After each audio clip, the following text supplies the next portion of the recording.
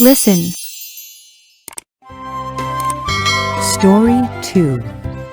Writing on Paper. Marie sat down to write a letter to her friend. She wrote about her life. "My wallet was stolen," she wrote on the paper. And then she looked at the words again. Did I write the word correctly? Steal, stole, stolen. Yes, she got the word right. Then she wrote in the letter, "These days, I use the computer for everything. I almost forget how to spell certain words." Did I write the word correctly?